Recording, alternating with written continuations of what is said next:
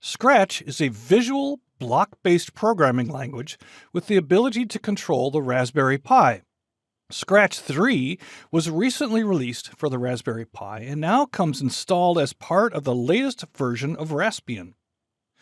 Among other improvements, Scratch now boasts a super simple way to control LEDs and buttons. Let's take a look. Hi, I'm Mark Neiman Ross, and welcome to this week's edition of Raspberry Pi Weekly. Every week, we explore the Raspberry Pi and share useful tips.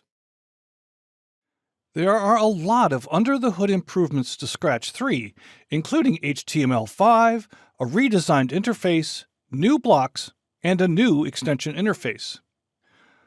One immediate thing to note is that Scratch 3 requires more memory and processing power. The recommendation is to run this on a Raspberry Pi 4, but you may be able to run it on a Raspberry Pi 3. Aside from that, what we're really interested in with this course are the specific enhancements for Raspberry Pi. Let's look under the Add Extension button. Video sensing was already part of Scratch 2, but now it's a bit more intuitive. Before you use this extension, connect a camera and enable it using raspiconfig. I discussed this in the Raspberry Pi Essential Training course in the library. The Raspberry Pi GPIO extension looks very much as it did in Scratch 2. Clicking on the extension adds Raspberry Pi GPIO blocks, as shown here.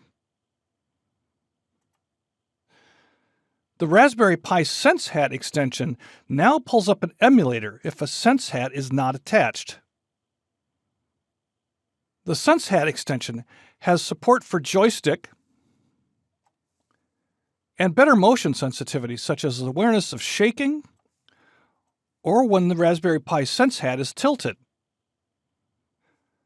Brand new in Scratch 3 is a simple electronics mode for GPIO control. This is inspired by GPIO 0, and instead of defining a pin for input from a button or output to an LED, Scratch makes it easier. Now there's when button is pressed or turn LED on.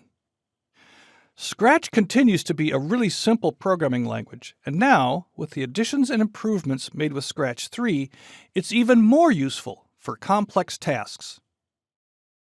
Thanks for joining me for this episode of Raspberry Pi Weekly. Be sure to join the LinkedIn group and check out previous episodes on LinkedIn Learning. I'll see you next week with more Raspberry Pi adventures.